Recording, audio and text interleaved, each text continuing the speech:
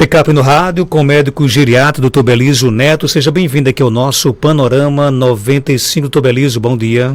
Bom dia, Marcos. Bom dia a todos os nossos ouvintes, a todos os nossos internautas. Uma satisfação imensa. Mais uma semana, mais uma terça-feira de check-up no rádio. O nosso tema de hoje, idosos acamados com alta dependência. E aí, Dr. Belísio? Antes de começar, hoje é o dia do aniversário da minha amada, da minha querida esposa. Que bom, Lívia, né? Queria desejar um feliz aniversário. Que Deus possa abençoar a gente para que possamos viver muitos outros aniversários. E dizer que amo ela, que ela é tudo para mim. Ela foi aquilo que a tampa da minha panela, assim vamos dizer. Temos uma família maravilhosa. E hoje é o dia dela completar mais um ano de vida. Meus parabéns, amor. Parabéns, Lívia. Que Deus te ilumine, viu? Também recebendo os parabéns dos filhotes. Heitor e Pedro. Que bacana, então.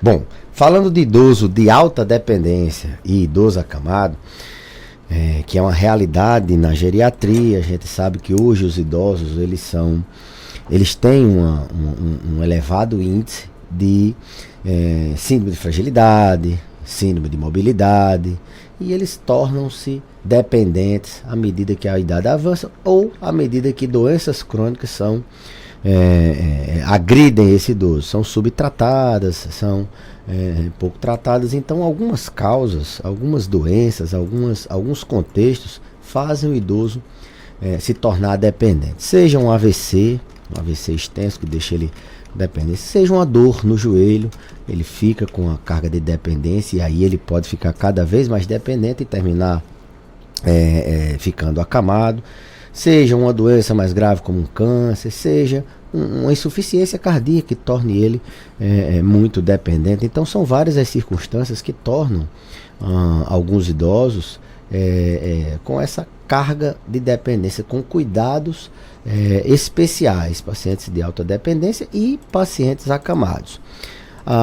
Temos falado em alguns outros programas sobre a expectativa que daqui a nossa geração, talvez 30, 40, 50 anos daqui para frente, nós tenhamos uma incidência de incapacidades menor. A década do envelhecimento saudável, ela traz essa expectativa, que a nossa geração viva mais e com a qualidade melhor do que a geração atual.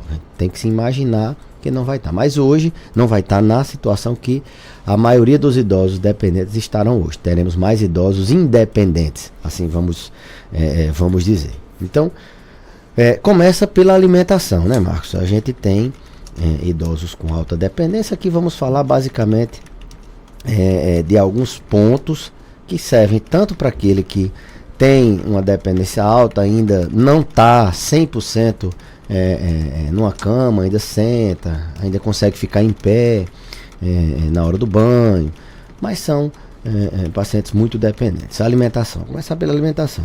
A gente tem que entender que esses pacientes, primeiro tem que alimentar eles sempre sentados. Os pacientes acamados, eles precisam se alimentar sentados. Aquela história, Jamais deitado. Jamais deitado. Aquela história de uma seringa no canto da boca para o paciente se alimentar deitado, aquilo não existe. Aquilo ali primeiro que ele fica subnutrido. Aquelas quantidades, muitas vezes da cabeça das famílias, é uma quantidade muito pouca. A gente tem a ideia que esse paciente é fraquinho, na cabeça da população, mas não sabe que esse paciente ele tem um alto consumo, ele é extremamente catabólico, ou seja, ele precisa ser muito melhor nutrido do que a gente imagina. Não é com uma seringa de um caldinho de carne, de um caldinho de feijão, que a nutrição dele vai ser completa. A gente tem que ter essa ideia que é uma dieta muitas vezes acima do que se imagina, principalmente no senso comum. E alimentar sempre numa posição que favoreça a comida descer pelo esôfago, passar pelo esôfago. No momento que a gente se alimenta deitado, existe um risco dessa comida não ir para o esôfago, não ir para o estômago, dela cair dentro do pulmão, e aí a gente sabe que isso é extremamente grave, uma broncoaspiração, ou seja, O brônquio, o pulmão aspira aquele alimento, aquela secreção, e o paciente desenvolve uma pneumonia, pode desenvolver uma pneumonia que é gravíssima. Então, nada deve ser ingerido sentado. Esses pacientes acamados ou pacientes com alta dependência têm que sentar. Alguns já providenciam aquelas camas, aqueles leitos hospitalares, que aqueles têm uma regulação, e tem que ter esse cuidado na alimentação ser sentada. Além disso, o suporte nutricional tem que ser bem adequado. Uma dieta de preferência orientada por um profissional da nutrição, que ele vai fazer uma dieta adequada àquele paciente, considerando as comorbidades dele. Ele não vai deixar o paciente ficar subnutrido, pouco hidratado, com problemas que podem ser resolvidos com a alimentação, como por exemplo é muito comum a constipação, intestino preso. Alimentar sentado e alimentar bem, tem que ter uma quantidade maior de alimento. Por isso que esses pacientes muitas vezes definham, eles entram num processo de consumo e emagrecimento porque estão sendo subnutridos. Falando também em alimentação, lembrar da higiene da cavidade oral. Às vezes a gente esquece de toda vez que alimentar, fazer uma higiene dessa cavidade oral, seja com Listerine, seja com, se for um paciente que tem prótese, escovar a prótese, mas a higiene da cavidade oral deve ser sempre pensando que ali pode acumular bactérias, ali pode acumular micro-organismos que podem fazer infecções, principalmente infecções pulmonares. Então, na alimentação, muito cuidado. Não é caldinho, não é um pouquinho disso. Tem que alimentar jamais deitado, sempre sentado. Não só alimentar, mas também a ingestão de suco, de líquidos. Tem que ser sentado e aguardar um pedacinho antes de deitar. Outra questão que tem que se ter muito cuidado nesses pacientes de alta dependência, e aí não só o acamado, mas o paciente mais restrito, que passa muito tempo sentado ou numa mesma posição. Os cuidados com a pele, né? A pele deve ser bem hidratada, né? Um hidratante adequado. A hidratação começa pela ingestão de líquidos, de suco, de água, mas a gente tem que estar atento à hidratação. É comum esses pacientes ter uma xerodermia, uma pele ressecada, e isso pode trazer infecções, pode deixar a pele mais vulnerável a abrasões, a ser lesionada e trazer infecções. Na pele, um dos cuidados que mais a gente se preocupa é a região do cóccix, essa região do glúteo, essa região nas costas, na coluna lombar, que é a região que fica mais em contato com o colchão, né? Ela fica muito tempo ali em contato, e isso pode levar às famosas úlceras de pressão, as famosas, antigamente chamadas escaras, os famosos ferimentos que ficam na pele. Quando abre um ferimento ali, ele dá muito trabalho para fechar. É uma região de alto potencial de infecção, porque a gente evacua numa fralda. Geralmente esse pessoal acamado evacua numa fralda, eles urinam na fralda e pode extravasar e infeccionar mais ainda o ferimento. Então o cuidado para não abrir esse ferimento deve ser redobrado com a pele dessa área, porque depois que abre, o trabalho é muito complicado e muitos pacientes vão a óbito em virtude desse ferimento, dessa úlcera de pressão. Então, qual é o cuidado que a gente tem que ter? Começa pela nutrição adequada. O paciente que não está bem nutrido, ele não tem proteína para cicatrizar, ele não tem proteína para segurar, manter a integridade da pele, deixar a pele sem facilidade para ser lesionada, mantém um padrão sem anemia, um padrão alimentar onde ele não desenvolva anemia, e isso já é uma medida extremamente eficaz, controlando suas doenças crônicas, logicamente, e tem alguns cuidados mecânicos, assim vamos dizer. A mudança de posição, ele passa 2 horas deitado, ele com as costas, mais 2 horas de lado, mais 2 horas do outro, e aí volta. Recomenda-se até fazer um reloginho. Hoje a gente já tem colchões, Marcos, com colchões de ar, a gente chama de pneumático, que ele sozinho ele consegue diminuir a pressão de um lado, do outro. Ele é automático e isso facilita bastante. Colchões que atualmente estão muito mais baratos do que era bem pouco tempo atrás. são bastante acessíveis, e o investimento num colchão desse é muito mais em conta do que você tratar um ferimento, uma úlcera, depois que ela esteja aberta. Então mudar a posição, porque ali fica muito tempo pressionado, principalmente na região da gente, muito calor, e facilita abrir esse ferimento. Manter aquela região higienizada, eu falei da questão da fralda, e hidratada. Uma pele bem hidratada, uma pele bem nutrida e sem muito tempo em contato, pressionada num mesmo local, ela tem mais dificuldade de se abrir. Então, cuidado para não abrir úlceras, cuidado para não mude de posição, procure um colchão pneumático, peça uma orientação na unidade de saúde, ao profissional de saúde, uma hidratação, um hidratante naquela região, facilita muito não abrir esses ferimentos. Falei de higiene, é importante que essas pessoas elas sejam bem higienizadas, tanto o sexo masculino como o sexo feminino. Eles não têm mais condições de fazer uma higiene sozinho, então é dependente de outra pessoa.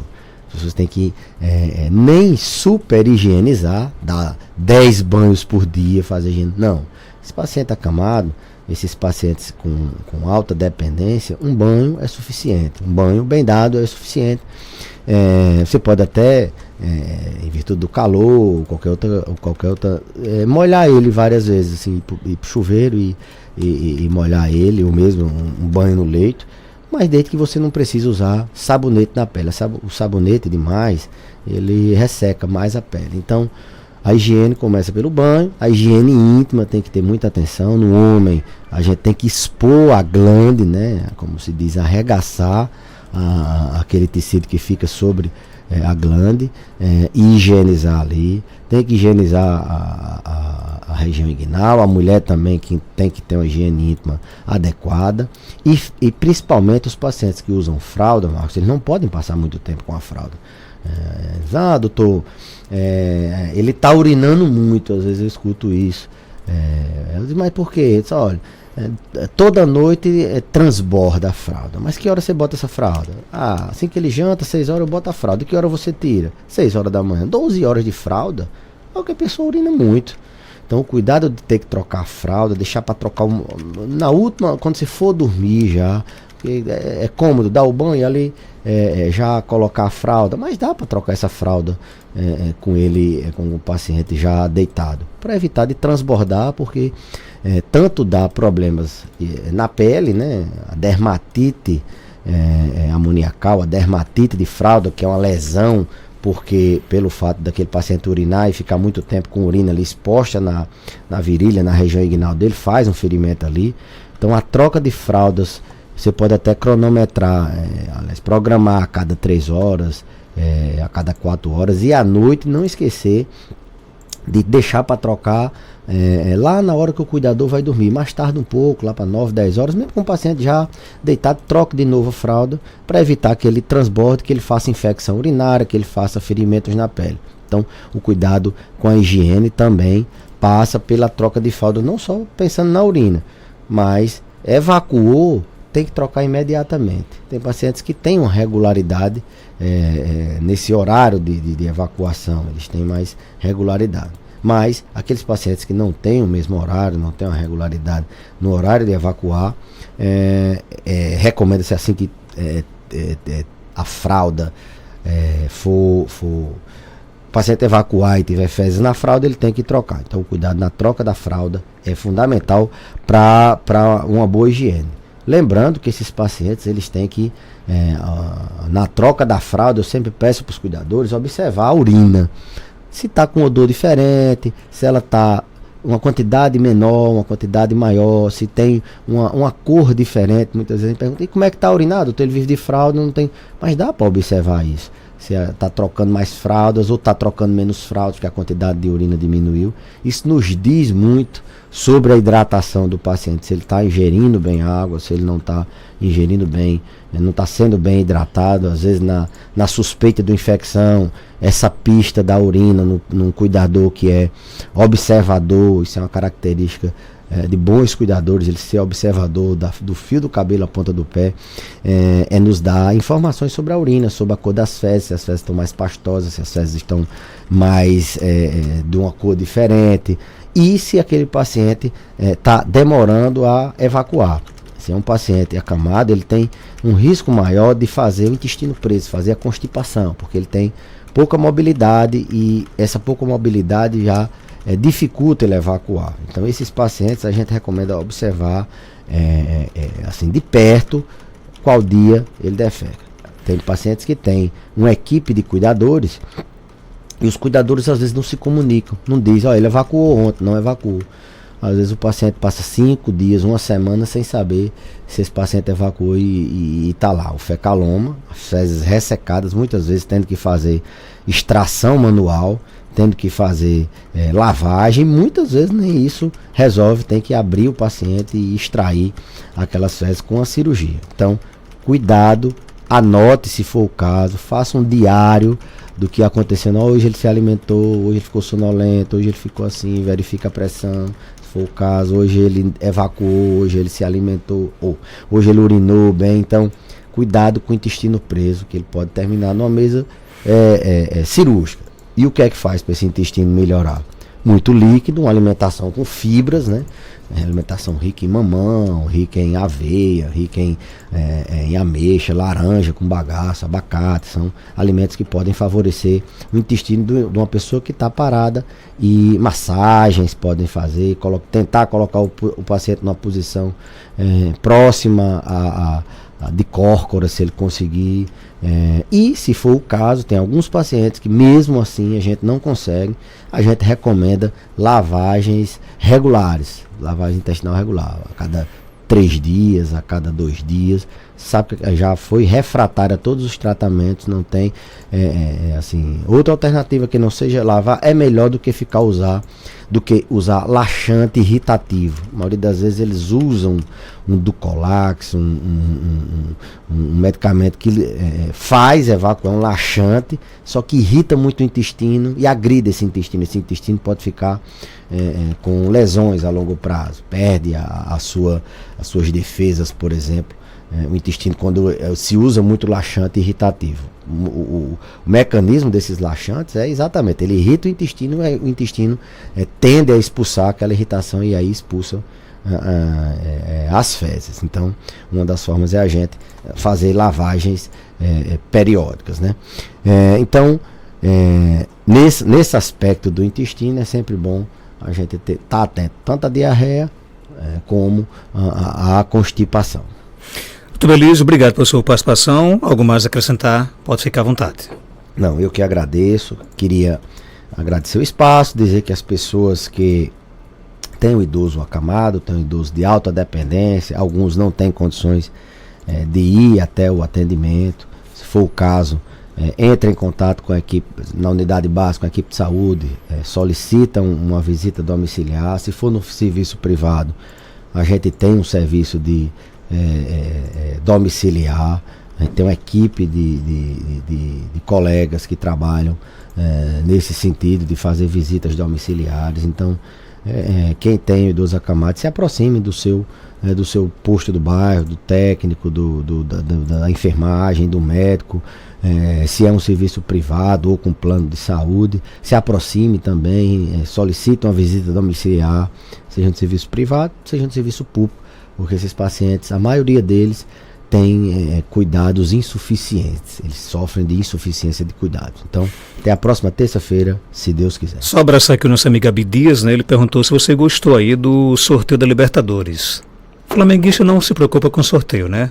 O que eu assim, achei ruim foi, são 2 altitudes, né? A gente vai jogar lá perto do céu, né? Não é La Paz, mas é uma altitude considerável e a viagem demora muito. Então, em termos de logística, independente da qualidade técnica dos times, a logística do Flamengo foi a pior possível.